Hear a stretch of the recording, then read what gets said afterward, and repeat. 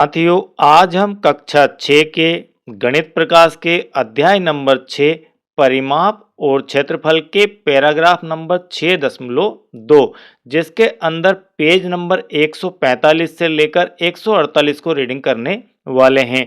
तो चलिए स्टार्ट करते हैं। बहुत ही आईएमपी पार्ट है आपके ये अध्याय 6 का। अधिक या कम बनाना। इन दो आकृतियों का अवलोकन कीजिए। आपको यहाँ पर दो आकृतियां दी गई है। इन दोनों आकृतियों का आपको अवलोकन करना है, इनको देखना है। क्या इनमें कोई समानता या भिन्नता है? आपको देखना है कि इनमें क्या क्या समानताएं हैं और क्या क्या भिन्नताएं हैं। 9 इकाई वर्गों अर्थात 9 वर्ग इकाई के क्षेत्रफल का प्रयोग करके हमने दो भिन्न परिमापों की आकृतियां बनाई है। यहाँ पर पहली लाइन का मीनिंग आपको बहुत ही अच्छी तरीके से क्लियर कर लेना चाहिए कि ये दोनों जो आकृतियां हैं इनका क्षेत्रफल कितना है। तो इन दोनों आकृतियों का क्षेत्रफल है 9 वर्ग इकाई। हम इसे आकृति ए मान लेते हैं और इसे आकृति बी मान लेते हैं। तो ए का जो क्षेत्रफल है, ए का जो क्षेत्रफल है वह 9 वर्ग इकाई है। कितना है? 9 वर्ग इकाई। और आकृति बी का जो क्षेत्रफल है वह भी आपका 9 वर्ग इकाई ही होगा। क्यों होगा? चलिए यह समझ लेते हैं। ये जो आपका बॉक्स है, हमेशा क्षेत्रफल किस प्रकार से निकाला जाता है? लंबाई और चौड़ाई का गुणा करके आपका क्षेत्रफल निकाला जाता है। तो यहाँ पर एक बॉक्स को यदि देखें, इस बॉक्स को यदि हम देखें तो ये है वर्गाकार और इसकी सभी भुजाएं वर्गाकार होने के कारण आपस में बराबर है। यानी कि ये सब एक एक वर्ग इकाई की इसकी भुजाएं हैं। तो इसके कारण से इसका जो क्षेत्रफल है वह हो जाता है आपका 1 वर्ग इकाई। कितना हो जाएगा? 1 वर्ग इकाई। तो जब इसका एक बॉक्स का क्षेत्रफल 1 वर्ग इकाई है तो इसका भी 1 वर्ग इकाई हो जाएगा, इसका भी 1 वर्ग इकाई, यह भी 1 वर्ग इकाई, यह भी 1 वर्ग इकाई, यह भी 1 वर्ग। इस प्रकार से हम 9 भागों को यहाँ पर ऐड करके यह आकृति बना रहे हैं। तो इन सभी का मिलाकर आपका क्षेत्रफल हो जाएगा 9 वर्ग इकाई। इसी प्रकार से यदि आप इसे देखें तो इस आकृति के अंदर भी आपको 9 बराबर खाने दिखाई देंगे, बॉक्स दिखाई देंगे, जिसके कारण इसका भी क्षेत्रफल बे आकृति का हो जाएगा 9 वर्ग इकाई। ठीक है, चलिए आगे बढ़ते हैं। यहाँ पहली आकृति का परिमाप 12 इकाई है। यह जो पहली आकृति है ए वाली, इसका परिमाप 12 इकाई है और दूसरी का परिमाप 9 इकाई है। यहाँ पर आपके क्षेत्रफल दोनों के एक जैसे हैं, लेकिन इनके परिमाप में अंतर है। परिमाप इसका 12 है और इसका यहाँ पर 20 है। परिमाप किस प्रकार से निकाला जाता है? चलिए समझ लेते हैं एक बार और। परिमाप निकालने के लिए कोई भी आकृति हो उसके आसपास आपको इस तरह से बॉर्डर पर चलना है और उन सभी को जोड़ लेना है। अब इसके अंदर हम देख चुके हैं कि एक जो बॉक्स है इसकी लंबाई चौड़ाई समान है और वह है 1 इकाई। तो यह 1 इकाई, यह 1 इकाई, यह 1, यह 1, यह 1, यह 1, यह 1, यह भी 1, यह भी 1, यह भी 1, यह भी 1। चलिए यहाँ से चलना स्टार्ट करते हैं और इनको एक एक करके जोड़ते जाते हैं। तो 1, 2, 3, मतलब यहाँ से यहाँ तक 1, यहाँ से यहाँ तक आपका 1 और यहाँ से यहाँ तक 1। इसके बाद यहाँ वाला 1, फिर ये 1, फिर ये 1, फिर ये 1, फिर ये 1, फिर ये 1 इकाई दूरी, ये 1 इकाई दूरी, 1 इकाई दूरी। कुल मिलाकर ये चौथा, ये 5वीं इकाई, 6ठी, 7वीं, 8वीं, 9वीं, 10, 11 और 12। इस आकृति का परिमाप किसका? ए वाली आकृति का जो परिमाप है, ठीक है, ए आकृति का परिमाप कितना हो जाएगा? इसका परिमाप हो जाएगा आपका 9 इकाई, सॉरी 9 इकाई नहीं 12 इकाई। और दूसरी जो आकृति है इसका यदि परिमाप निकालें तो एक यहाँ पर, एक यहाँ पर, एक यहाँ, एक यहाँ, एक यहाँ, इन सभी एक एक को आप जोड़ देंगे। इस प्रकार से मैंने आपके लिए यहाँ पर ये कार्य पूरा कर दिया है। अब इनको आपको जोड़ना है। यदि आप जोड़ेंगे बी के लिए तो इसका जो परिमाप है वह निकल कर आएगा 20 इकाई। कितना आ जाएगा? 20 इकाई। तो इसका परिमाप 12 इकाई और इसका परिमाप आपका 20 इकाई, जबकि दोनों का जो क्षेत्रफल है वो आपस में बराबर है। ऐसा क्यों होता है, यही हमें सीखना है। यानी कि जब भी आकृतियों का क्षेत्रफल बराबर हो तो जरूरी नहीं कि उसका परिमाप भी बराबर होगा। अन्य परिमाप प्राप्त करने के लिए 9 वर्ग इकाइयों वाली आकृतियों व्यवस्थित करें या बनाएं। अब आपको इस प्रकार से 9 बॉक्स लेकर अन्य डिजाइन अरेंज करना है, अन्य प्रकार की आकृतियां बनाना है। यह ध्यान रखिए कि वर्गों की भुजाएं एक दूसरे के साथ कम से कम एक दिशा पर पूरी तरह से संरेखित हो और सभी वर्गों को मिलकर एक जुड़ी हुई आकृति बने। आप इस आकृति को सीधा भी कर सकते हैं, यहाँ से उठा के यहाँ भी ऐड कर सकते हैं। इस प्रकार से इस बॉक्स को उठा के यहाँ भी ऐड कर सकते हैं, इसे यहाँ से हटा दीजिए और यहाँ ऐड कर दीजिए। तो आपको जो अच्छा लगे वो आप कर सकते हैं। चलिए आगे बढ़ते हैं। 9 इकाई वर्ग का प्रयोग करते हुए निम्नलिखित को हल कीजिए। अब आपको कुछ आंसर यहाँ पर देना है। सबसे छोटा संभव परिमाप क्या होगा? तो सबसे छोटा जो संभव परिमाप है उसमें आप लिखोगे 9 इकाई का। कितने का? 9 इकाई का ही परिमाप सबसे छोटा संभव है। इस प्रकार का जो अरेंजमेंट है वह सबसे छोटे परिमाप का ही अरेंजमेंट है। इसके बाद सबसे बड़ा संभव परिमाप क्या होगा? तो सबसे बड़ा संभव परिमाप आपका यह वाला हो सकता है, ठीक है, जिसका परिमाप आपका यहाँ पर 20 इकाई आ जाए। इसके बाद नेक्स्ट है 18 इकाई परिमाप वाली एक आकृति बनाइए। ये आकृति आपको बनाना है और 2-4 आकृतियाँ आप बनाएंगे तो आपको 18 परिमाप की आकृति मिल जाएगी।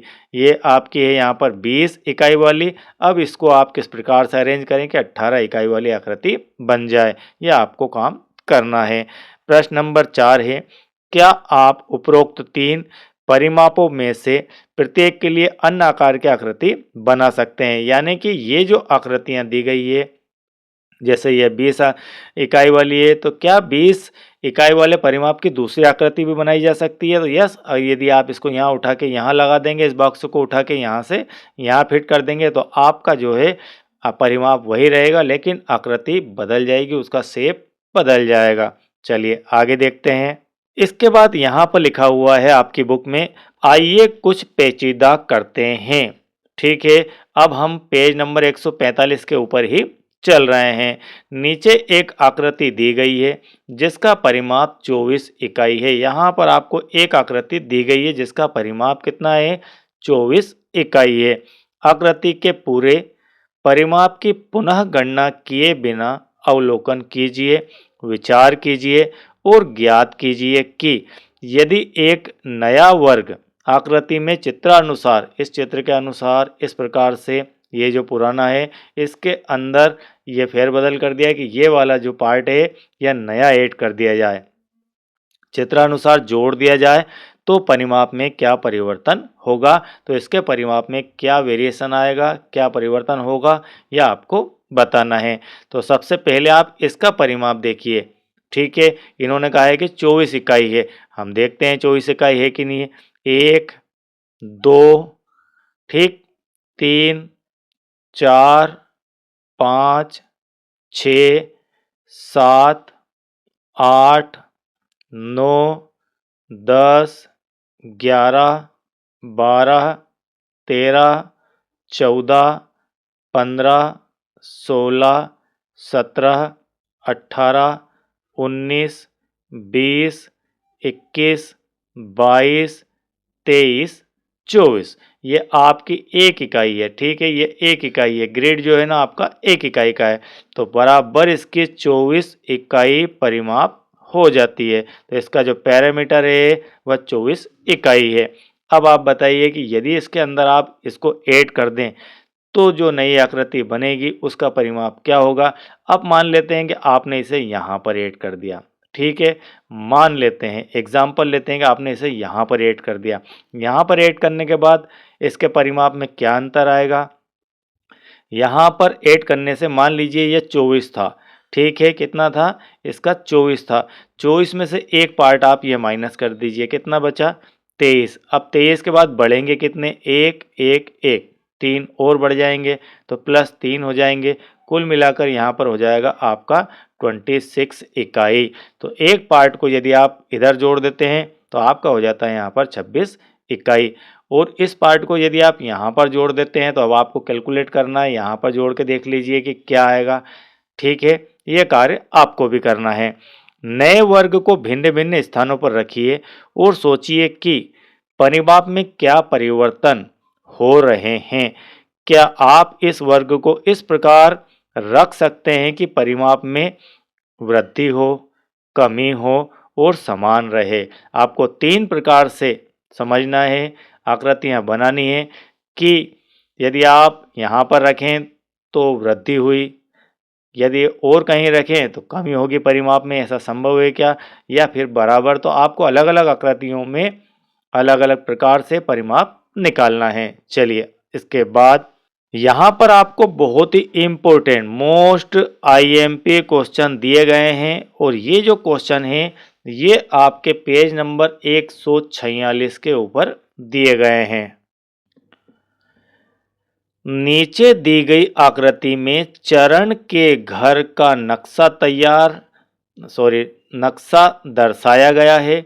यह एक आयताकार भूखंड या फिर प्लाट है। इस नक्शे को देखिए, आपने क्या अवलोकन किया। यहाँ पर आपको 2 क्वेश्चन भी दिए गए हैं इसके साथ में, बिल्कुल मोस्ट आईएमपी समझ के चलिए इसे। कुछ माप दिए गए हैं, लुप्त माप की इकाई ज्ञात कीजिए, उनके घर का क्षेत्रफल ज्ञात कीजिए। 2 कार्य आपको करना है। अब सबसे पहले ये जो रेड कलर से लिखे हुए हैं ये आपको यहाँ पर लिखना आना चाहिए कि ये मैंने कैसे लिख दिए। रेडीमेड कार्य आपको यहाँ पर करके दे दिया है, लेकिन ये आए कैसे इसे समझते हैं। पहले आप चित्र देखो, चित्र में क्या क्या दिया है। इधर से बाहर देखें तो इधर दिया है आपका 30 फीट। कितना दिया है, 30 फीट। लेकिन इधर कुछ भी नहीं दिया गया। इसका अर्थ है कि यहाँ से लेकर यहाँ तक की जो लेंथ है वह है 30 फीट। तो हम इसके सामने वाली साइड को 30 फीट लिख सकते हैं। तो यह आपके 30 है, इसके सामने यह भी 30 हो जाती है। चलिए अब 30 है तो इसके अंदर दिया क्या क्या है। इधर दिया है मास्टर बेडरूम 15 बाय 15। हम इसे क्या पढ़ते हैं, 15 बाय 15। मतलब इसकी जो लंबाई है वह पहले लिखी हुई है, इसकी जो चौड़ाई है वो बाद में। हमेशा ऐसा लिखा है 15 बाई 15। इसका अर्थ है कि यह लेंथ है, ये विड्थ है। और लेंथ ये वाली और विड्थ आपकी ये वाली है। ये लेंथ है और ये आपकी विड्थ है। तो इधर वाली विड्थ है, उधर वाली लेंथ है। ठीक, क्लियर। तो ये जो 15 है ये लेंथ है और 15 इसकी विड्थ है। यानी कि इस बॉक्स को यदि आप देखें, इस बॉक्स को यदि देखें तो इस बॉक्स की लंबाई कितनी है, इसकी लंबाई है 15, इसकी चौड़ाई है 15। तो आमने सामने यह भी 15 और यह भी 15 हो गई। 15 ये हो गई। टोटल कितना है, इधर से यहाँ तक का एरिया कितना है, ये है आपका 30। 30 में से 15 यहाँ तक की दूरी हो जाती है। अब बची आपकी 15 और। अब 15 में यहाँ पर सबसे पहले ही दिया है 15 गुणित यहाँ पर खालिस्तान। इसका अर्थ है कि ये वाली 15 है और यह हमें नहीं पता है। ओके, इसके बाद यहाँ पर भी ब्लैंक है, यहाँ पर भी ब्लैंक है, यहाँ पर भी ब्लैंक है। यहाँ पर दिया है आपको 5 बाई 10, यानी कि ये डिस्टेंस आपकी 5 है, ये डिस्टेंस आपकी यहाँ पर 10 हो जाती है। ठीक है, यह आपकी 5 है इस तरफ और यह आपकी यहाँ पर 10 है। तो हम इसको 10 भी लिख सकते हैं। ये 10 है और ये 5 है। चलिए जो जो लिखा हुआ है उसे तो लिखें। इसके बाद यहाँ पर इस बॉक्स को यदि देखें, इस वाले बॉक्स को, तो इसके अंदर आपको 15 लिखा हुआ है, 15 गुणित 12, यानी कि ये डिस्टेंस आपकी है 15 और ये डिस्टेंस आपकी है 12। ओके, समझ गए। तो ये आपने यहाँ पर 12 लिख दी और यहाँ पर हो गई 15। अब टोटल आपका यहाँ पर होता है, यहाँ पर चौड़ाई में 30 फीट। तो हमें यहाँ पर इसका क्षेत्रफल दिया गया 180 वर्ग फीट। क्षेत्रफल कैसे निकलता है, क्षेत्रफल दोनों के गुणा से निकलता है। मतलब कोई भी ऐसी संख्या है जिसका गुणा आप इसके अंदर 15 से कर दें तो 180 आ जाएगा। तो वह नंबर आपको पता करना है। तो आप 15 का भाग लगा देंगे तो आपके पास वह नंबर आ जाता है 12। तो यानी कि इसकी जो चौड़ाई है वह 12 है और यह भी 12 है, यह 15, तभी तो इसका क्षेत्रफल 180 वर्ग फीट होगा। तो ये 15 हो गई, ये 12 हो गई, ये 15, ये 12। तो अब बचा कितना यहाँ पर, 12 और 15 होता है 27। ये टोटल डिस्टेंस हमें दी गई है 30, तो ये हो जाएगी आपकी 3। ये जब आपके यहाँ पर 15 है तो यह भी आपके यहाँ पर 15 हो गई। ठीक है, अब आगे बढ़ते हैं। अब यहाँ पर आप देखेंगे तो ये डिस्टेंस आपकी 15 है। ठीक है, मेरा पेन कहाँ पर चल रहा है, यहाँ पर। ये 15 है, ये 5 है और ये 15 है। कितनी हो गई, 15 और 5 20 और 15 कितनी होती है, 35। तो ये दूरी आपके पास आ जाती है 35। ठीक है, अब यह वाली आपकी 12 आ गई यहाँ तक की, तो यह वाली भी डिस्टेंस उसके सामने वाली यह भी 12 आ जाएगी। ठीक, ये यहाँ तक की आपकी दूरी 15 है और 5 आपकी यह वाली हो जाती है। तो ये कितनी हो जाएगी, यहाँ से यहाँ तक की 20 हो गई। ठीक है, तो ये आपके 3 हो गई, ये आपके 3 हो गई। अब ये आपके यहाँ पर 20 हो जाती है इतनी, और यहाँ तक कि आपकी ये वाली, ये आप देखेंगे इस प्रकार से, तो ये आपके यहाँ पर 15 हो जाती है, ये आपकी 5 हो जाती है और ये आपकी 15 हो जाती है। अब आपको यहाँ पर जो खाली जगह दी गई है उनको फिल करना है। तो ये तो कंप्लीट हो गया, यह भी आपका कंप्लीट है। अब स्टोर रूम का क्षेत्रफल निकालना है। तो स्टोर रूम कितना है, ये जो डिस्टेंस है ये कितनी है, ये दूरी आपकी 15 और ये आपकी है 3। तो 15 या 45 वर्ग फीट। ठीक है, मैं इंग्लिश में लिख देता हूँ वर्ग फीट, फीट का स्क्वायर 45 यानी कि 45 वर्ग फीट यहाँ पर कंप्लीट दिया गया है। अब आपको इसका क्षेत्रफल लिखना है, इस वाले भाग का, इस पूरे भाग का, इस वाले भाग का आपको क्षेत्रफल निकाल कर लिखना है। तो इसके लिए आपको लंबाई चौड़ाई पता होना चाहिए। तो 15 5 20, तो ये कितने का है, 20/12 का। ठीक है, 20/12 यानी कि 12 दूना 24, 240 वर्ग फीट इसका ये हो जाएगा क्षेत्रफल। ओके, अब चलिए इधर आते हैं हम। इधर यहाँ से यहाँ तक का ये वाला भाग, ये वाले भाग को देखें तो ये लंबाई कितनी, 15 और 5 20 और 3, तो 20 या 60 वर्ग फीट, ये हो गई आपके 60 वर्ग फीट। इसको देखें आप तो ये आपके हो जाती है 15 बाई कितना है 3, 15 या 45 वर्ग फीट। आपके पास सारे का क्षेत्रफल आ चुका है। अब उसके घर का आपको क्षेत्रफल निकालना है। तो उसके घर का क्षेत्रफल कैसे निकलेगा, तो घर का क्षेत्रफल, ठीक है, लुप्त तो हमने यहाँ पर दिखाई दिए हैं। घर का क्षेत्रफल लंबाई गुणित चौड़ाई से निकलेगा। लंबाई क्या है इसकी, लंबाई है इसकी 35 फीट, चौड़ाई है इसकी 30 फीट। गुणा कर देते हैं, 0 5 या 15, 3 या 9 और 1 10, ये हो जाती है आपकी 1050 वर्ग फीट इसका आंसर। यानी कि उसके घर का कुल क्षेत्रफल हो जाता है 1050 वर्ग फीट। यदि आप इन सबको भी जोड़ेंगे तो टोटल जो आपका क्षेत्रफल है इसको यदि जोड़ेंगे तो वह आ जाएगा आपका 1050 वर्ग फीट। देख लीजिए, 225 तो एक ये वाला हो गया आपका, यहाँ पर आपका है 5 10 यानी कि 50 वर्ग फीट, यह आपका 50 हो जाता है। फिर आगे बढ़ें तो यहाँ पर 45 होता है, यहाँ पर आए तो 180 होता है। ठीक है, चलिए इधर आए तो वापस 180 हो जाता है, इधर आए तो 240 हो जाता है, और यहाँ पर देखें तो 60 एक हो जाता है आपका, और यहाँ पर 45 एक हो जाता है। इन सभी को आपको जोड़ लेना है। चलिए जोड़ देते हैं। यहाँ पर आपकी एक जगह और मुझे खाली दिखाई दे रही है, ये वाली, इसका क्षेत्रफल हमने नहीं निकाला है। तो ये आपकी 5/5 की, यानी कि ये हो गई आपकी 25। ठीक है, तो एक 25 आप इसके अंदर और ऐड कर सकते हैं। अब आप इसे टोटल करिए, 5 5 10, 5 या 15, 5 चौको 20, तो ये हो गया आपका 0, 6 4 10 2 12 और 5 17 और 5 21 और 8 आपके 29 और 8 आपके 37 और 4 41 और 2 आपके यहाँ पर 43 और 2 कैरी वाले हासिल वाले, ये होगा आपके 45। ठीक है, 4 कैरी होता है, 4 हासिल होता है, तो 2 और 2 4, 2 6। ठीक है, और 4 आपके हो जाते हैं यहाँ पर 10। तो ये हो जाता है आपका 1050 वर्ग फीट। तो टोटल जो क्षेत्रफल है वह आपका आ जाता है 1050 वर्ग फीट। तो इस प्रकार से ये इम्पोर्टेंट क्वेश्चनों को आपको कंप्लीट करना है। साथियों, इसके आगे आपको 3 क्वेश्चन और इम्पोर्टेंट दिए गए हैं, उन्हें हम नेक्स्ट पार्ट के अंदर कंप्लीट करेंगे। आई होप कि यह बिल्कुल आपको क्लियर समझ में आ गया होगा। और यदि आप चैनल के साथ नए हैं, मुझे पहली बार देख रहे हैं, सुन रहे हैं और आप मैथमेटिक्स सीख रहे हैं और आपको मैथमेटिक्स बेहतर लगता है, तो आपको एक लाइक करना है।